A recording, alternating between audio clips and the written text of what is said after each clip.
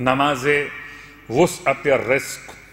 ویسے تو ہر نماز انسان کے رزق کو بڑھاتی ہے، لیکن اس کے باوجود میں تلاش کرتا ہوں کوئی ایسی نماز مجھے مل جائے کہ جو واقعاً روزگار کے لیے تیر بہدف ہو.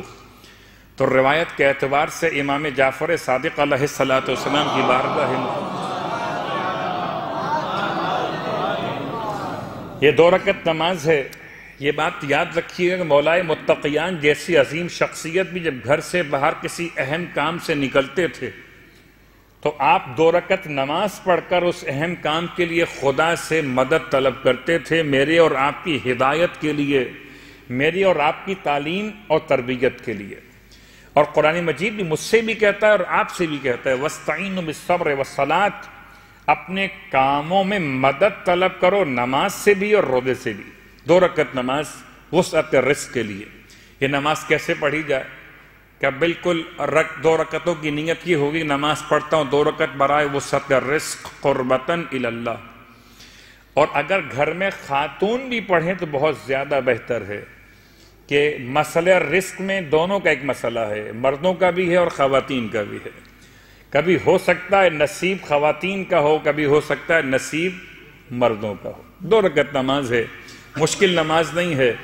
اگر میں آپ سے ویسے ہی کہوں آپ پہ دل رکھنے کے لیے کہ مجھے اپنا سی وی بھیج دیجیے گا تو آپ ڈھونڈ ڈھانڈ کر جہاں کہیں نیٹ مل رہا ہو آپ جاتے ہیں اور مجھے اپنا سی وی میل کرتے ہیں، چاہے میں اس پر عمل کروں آپ کے لیے نہ کروں. اگر مجھے اپنا سی وی میل کر سکتے ہیں تو آئیے اپنے رب کو اپنا سی وی میل کیجئے 2 رکعت نماز پڑھ کے.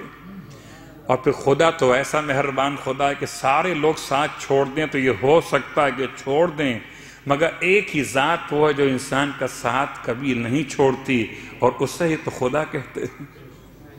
2 رکعت نماز نیت واضح ہو گئی قربتاً الی اللہ. رکعت اول میں الحمد کے بعد 3 مرتبہ سورہ انا اعطیناک الکوثر.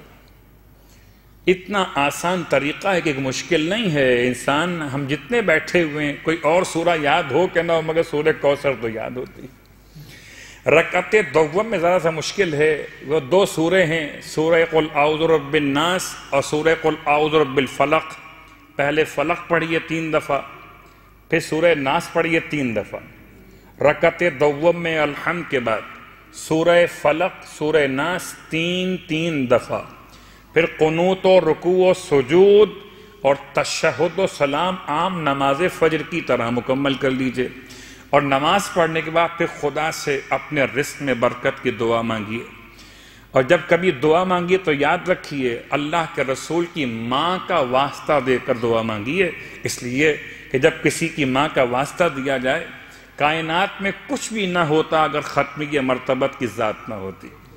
اور ختمیہ مرتبت کو آپ کی ماں کا واسطہ دینا ایک ایسا واسطہ ہے جو انسان اگر مجھے اور آپ کو دے، میری اور آپ کی ماں کا واسطہ، تو شاید ہم سوچنے پر مجبور ہو جائیں کہ اس کے لیے ہم کیا کر سکتے ہیں. یہ ہماری ماں کی قسم ہمیں دے رہا. صلوات پڑھیں محمد و آل محمد.